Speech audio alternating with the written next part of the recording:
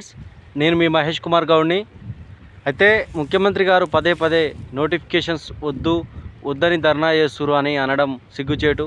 ఒక ముఖ్యమంత్రి స్థాయిలో ఉండి అలా మాట్లాడడం కూడా హాస్యాస్పదం. ఎందుకంటే నేనే ప్రత్యక్ష సాక్షిని. నోటిఫికేషన్స్ వద్దని అని ఎవరు అనలే. ఎందుకంటే నేను ఒక నిరుద్యోగిగా హాస్టల్ ఫీజు కట్టలేక, ముష్టి ముదన ఫీజులు కట్టలేక, అక్కడ ఆ ముష్టి పూజన ఫుడ్ తినలేక హాస్టల్లో పరిస్థితి ఘోరంగా తిండి తినలేక గ్రామాల్లోకి వచ్చాం.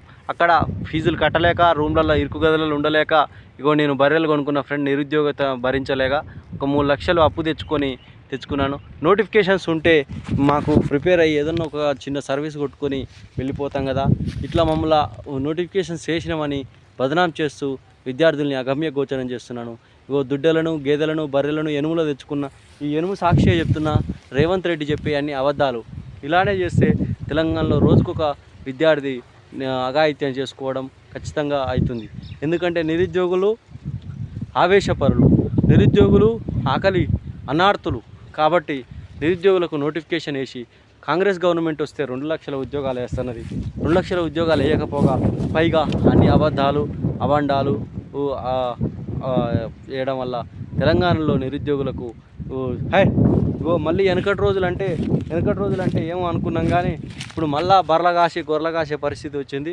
చదువుకున్న విద్యార్థులు కూడా ఎస్సీ, ఎస్టీ, బీసీ పిల్లలు కూడా మళ్ళీ బర్రెల కాసే పరిస్థితి తీసుకొచ్చింది కాంగ్రెస్ గవర్నమెంట్.